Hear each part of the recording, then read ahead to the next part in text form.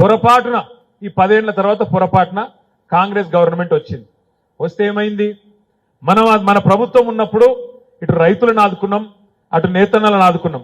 నేతన్నలకు బతుకమ్మ చీరలు ఇచ్చి ఆర్డర్లు ఇచ్చి వాళ్ళ బతుకుదేరుకు తిప్పలు లేకుండా సిరిసిల్లలో అదేవిధంగా ఘర్షకుర్తిలో ఇంకా కొన్ని ప్రాంతాల్లో ఉండే నేతన్నలను అరుచుకున్నాం, చూసుకున్నాం.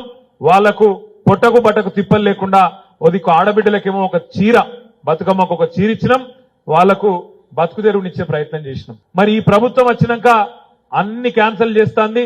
ఇప్పుడు మన దుబ్బాక ముస్తాబాద్ రోడ్డును క్యాన్సిల్ చేసినట్టే ఇది కూడా చేస్తారేమో ఈ దౌర్భాగ్యులు అని చెప్పి నేను అడిగిన మంత్రిని పోయి. తుమ్మల నాగేశ్వరరావు అని మంత్రి ఉంటాడు, ఆయనను అడిగిన, ఏం సార్ మరి మా సిరిసిల్లలో పొట్ట కొడతావా, ఏం సంగతి బతుకమ్మ చీరలది అంటే మేము ఇయ్యము అన్నాడు.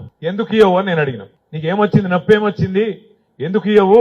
ఎందుకంటే 6 నెలలు ఆర్డర్లు ఇస్తే ఆ నేతన్నలందరూ బతుకుతున్నారు. మీరు కత్తి కట్టినట్టు రైతులకేమో నీళ్ళు ఇయ్యరు, నేతన్నలకేమో చీరల ఆర్డర్ ఇయ్యరు, ఎట్లా బతుకుతారు? నేను అన్ని మంత్రి గారిని అడిగిన. అడిగితే ఏమో ఇక పైనోళ్ళు నిర్ణయం తీసుకున్నారు, నేనేం చేయాలి అన్నాడు. ఆయననేమో అట్లా మాట్లాడతాడు. ఇక్కడ ఉన్నాడు ఒక ఆయన మహేందర్ రెడ్డి, ఎట్లా మాట్లాడిండండి నిన్న కాక మొన్న. ఏమన్నా నిజంగా సిగ్గుశరమున్నోళ్ళు మాట్లాడతారా అట్లా మాటలు? ఎంత మాట అంటాడు? నేతన్నలను ఇన్ని రోజులు తిన్న జాలదా, దొబ్బి తిన్నది సాలలేదా, బతకని వాళ్ళు నిరోజు పొట్లాలు అమ్ముకొని బతకని, పాన్ పరాగులు అమ్ముకొని బతకని అని సిగ్గు లేకుండా మన తమ్ముడు ఒక రిపోర్టర్ తోని నోటికొచ్చిన మాటలు మాట్లాడిండు. ఏం తప్పు చేసిండు ఆ తమ్ముడు? ఆ రిపోర్టర్ ఏం తప్పు చేసిండు? ఆయన చేసిన తప్పల్లో ఒకటే, ఇక్కడ ఉన్న నేత కార్మికుల స్థితిగతులు కాంగ్రెస్ ప్రభుత్వం వచ్చినాక వాళ్ళు పాపడాలు అమ్ముకుంటుండ్రు, రోడ్ల మీద ఇయ్యాల దివాలా తీసిపోయే పరిస్థితి వచ్చింది. మళ్ళా సిరిసిల్ల ఉరిసిల్ల అవుతుందేమో అనే బాధతోని రిపోర్టర్ గా ఆయన పని ఆయన చేసిండు బాలు అనే తమ్ముడు. ఆ తమ్ముడిని పట్టుకొని నువ్వు సన్నాసి అని మాట్లాడతాడు. ఇదేనా? ఇప్పుడు 10 ఏళ్ళు మనం కూడా అధికారంలో ఉన్నాం, ఎవరినైనా ఒక మాట అన్నామా కాంగ్రెస్ వాళ్ళను?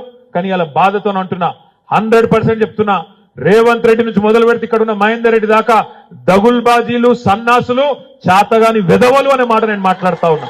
దమ్ముంటే నీకు చాతనైతే 14 కోట్ల రోడ్డు రద్దు చేసుడు కాదు, నీకు దమ్ముంటే ప్రజల మనసు గెలుచుకోవాలనుకుంటే ముస్తాబాద్ నుంచి దుబ్బాకకు నేను 2 లేన్ల రోడ్డు, డబల్ రోడ్డు నేను మంజూరు చేస్తే నీకు చాతనైతే దాన్ని 4 లేన్ల రోడ్డు చేయి, అట్లయితే ప్రజల మనసు గెలుచుకుంటావు తప్ప ఇచ్చిన దాన్ని రద్దు చేస్తారు ఎవడన్నా హౌలగాడు? ఇలా రద్దు చేసిపోయింది.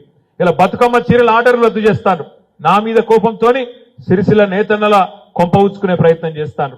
కేసీఆర్ మీద కోపంతోని కాళేశ్వరం ప్రాజెక్టే దండుగా అని చూపెట్టాలన్న ఉద్దేశంతో చిల్లర రాజకీయం కోసం అక్కడ ఒక బుంగివడ్డ, పొక్కవడ్డ, కత్వగట్టి, ఒక చిన్న కత్వగట్టి దాన్ని మంచిగా చేయొచ్చు, కానీ చేయొద్దు.